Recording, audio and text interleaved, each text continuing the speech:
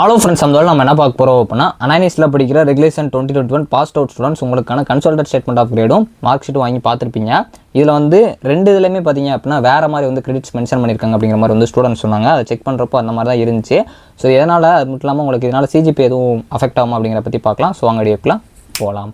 Okay friends, first எடுத்து பார்த்தீங்க அப்படின்னா அனானிஸில் படிக்கிற ரெகுலேஷன் 2021 ஸ்டூடெண்ட்ஸ், அதாவது பாஸ்ட் அவுட் ஆன ஸ்டூடெண்ட்ஸ்க்கு கன்சல்டட் ஸ்டேட்மெண்ட் ஆஃப் கிரேட் இப்போ ரீசெண்டாக வாங்கியிருப்பீங்க. மார்க் ஷீட் மோஸ்ட்லி உங்களுக்கு காலேஜில் ஒவ்வொரு செமஸ்டர் முடிய கொடுத்துருப்பாங்க, இல்லை மொத்தமாக கூட கொடுத்துருப்பாங்க.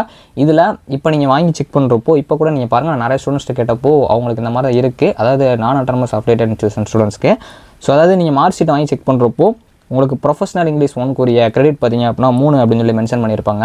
ஆனால் நீங்கள் கன்சல்டட் ஸ்டேட்மெண்ட் ஆஃப் கிரேடில் பார்க்குறப்போ அதில் 4 அப்படின்னு சொல்லி மென்ஷன் பண்ணியிருக்காங்க. இதே தான் வந்து ப்ரொஃபஷனல் இங்கிலீஷ் 2க்கு மென்ஷன் பண்ணியிருக்காங்க. ஸோ இப்போ நிறைய ஸ்டூடெண்ட்ஸ் கன்ஃபியூஷன் வந்து இப்போ அது மார்க் ஷீட்டில் இருக்க கரெக்டாக இல்லாட்டி வந்து கன்சல்டட் ஸ்டேட்மெண்ட் ஆஃப் கிரேடில் இருக்க கரெக்டாக சொல்லிட்டு. ஸோ ஃபஸ்ட்டு இந்த இதை வந்து ஏன் வந்து இப்படி கிரேட் வந்து போட்டுருக்காங்க அப்படிங்கிறத நான் சொல்கிறேன்.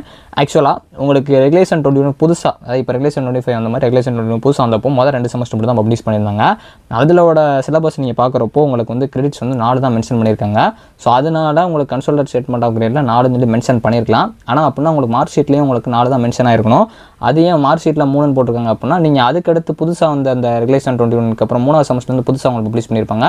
நீங்கள் போய் உங்களோட சிலபஸ் டவுன்லோட் பண்ணுறது பார்த்தீங்க அப்படின்னா மேலே கொடுத்துருப்பாங்க, கீழே கொடுத்துருக்க ஓல்டு, மேலே கொடுத்துருக்க உங்களுக்கு புதுசாக வந்திருக்கும். ஸோ அந்த புதுசாக வந்திருக்கையில் உங்களுக்கு அதாவது ப்ரொஃபஷனல் இங்கிலீஷ் 1 பொறுத்த வரைக்கும் உங்களுக்கு 3 கிரெடிட்ஸ் தான் வந்து கொடுத்துருப்பாங்க.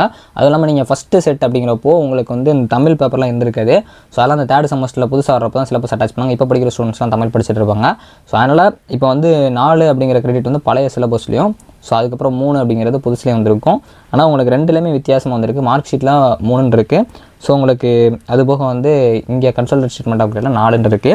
ஸோ இப்போ வந்து சிஜிபிஏ எதனால் எதுவும் மாறி இருக்கான்னு கேட்டிங்கன்னா, உங்களோட மார்க் ஷீட்டில் மென்ஷன் பண்ணியிருக்க சிஜிபிஏ அதே சிஜிபிஏ தான் பார்த்தீங்க அப்படின்னா உங்களுக்கு வந்து கன்சல்டட் ஸ்டேட்மெண்ட் ஆஃப் கிரேடில் வந்து பிரிண்ட் பண்ணியிருக்காங்க.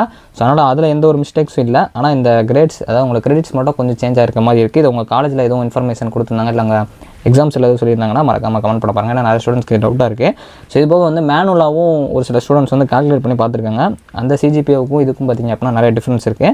ஸோ அதனால் பார்த்தீங்க அப்படின்னா நீங்கள் மோஸ்ட்லி சிஜிபிஏ கால்குலேட் பண்ணிட்டீங்கன்னா யூனிவர்சிட்டியிலேருந்து வர்றதை மட்டுமே கால்குலேட் பண்ணுங்கள். ஏன்னா ஒரு சில ஆப்ஸில் போட்டு பார்த்ததில் அவங்க கால்குலேட் பண்ணதுக்கும் அந்த சிஜிபியும் பார்த்தீங்கன்னா ரொம்ப டிஃப்ரென்ஸ் இருக்குது.